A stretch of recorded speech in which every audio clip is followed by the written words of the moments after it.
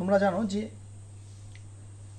West Bengal police এবং কলকাতা পুলিশের যে এক্সাম সামনে রয়েছে, সে এক্সাম আটকে রয়েছে। সেটা একটাই কারণে, সেটা হচ্ছে ওবিসি, অর্থাৎ আদার ব্যাকওয়ার্ড ক্লাসেস।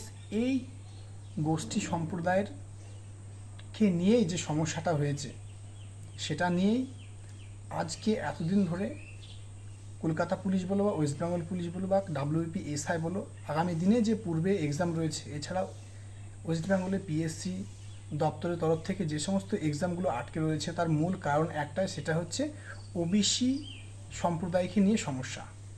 সেই জটিলতা এখনও সম্পূর্ণ হয়নি এবং এই জটিলতার শুনানির তারিখ রয়েছে আগামী জুলাই মাসের 15 তারিখে। তো হঠাৎ করে গতকাল যে ওবিসি যে সম্প্রদায় ছিল, সে ওবিসি সম্প্রদায়ের ক্ষেত্রে একটা বিরাট পরিবর্তন দেখা গিয়েছে। আমরা যে কোনো সময় ওবিসি পোর্টালে গিয়ে, অর্থাৎ ওয়েস্ট বেঙ্গল গভর্নমেন্ট আন্ডারে গিয়ে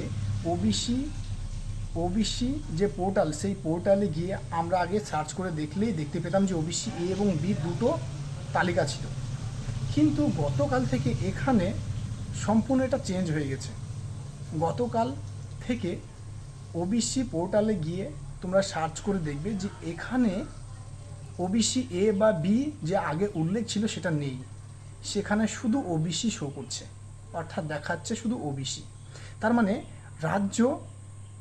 মানে রাজ্য আগামী 2010 সালের পূর্বে যে সমস্ত ওবিসিগুলো হয়েছে, তারই মধ্যে যে 66টি সম্প্রদায় রয়েছে ওবিসি তালিকায় ভুক্ত, তারাকে নিয়েই কি রাজ্য রিক্রুটমেন্ট প্রসেসটা কি সম্পূর্ণ হবে আগামী দিনে?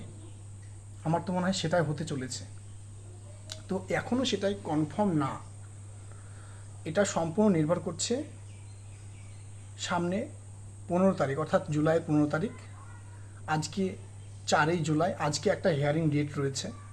অর্থাৎ হিয়ারিং ডেটটা এই কারণে রয়েছে যে রাজ্যের মুখ্যমন্ত্রী মমতা বন্দ্যোপাধ্যায় যে নতুন যে 144টে সম্প্রদায়কে ওবিসি ভুক্ত করেছে বা ওবিসি সম্প্রদায়ের অন্তর্ভুক্ত করেছে, সেই যে তালিকা, সেই তালিকাটা রাজ্য সরকারের হাইকোর্ট মানতে রাজি নয়।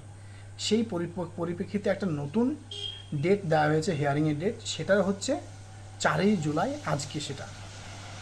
তো আজকে দেখা যাক শুনানিতে কি বলছে। তো এরপরেও ওয়েট করতে করতে আমরা এতগুলো মাস, প্রায় 3 থেকে 4 মাস অতিক্রম করে চলে এলাম।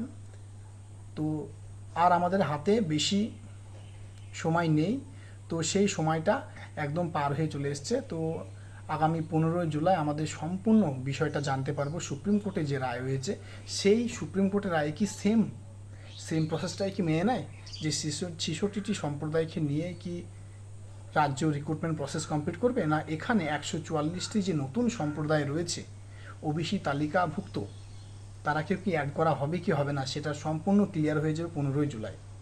তো আশা করি 15 জুলাই আমরা শেষ অপেক্ষা করে বসে থাকব, কারণ এই যে 1-2 করতে করতে এতগুলো মাস, এতগুলো বছর অতিক্রম করে এলাম, সেই ধৈর্যের বাদ আমাদের আর একটু সময়ের জন্য অপেক্ষা করে রাখতে হবে।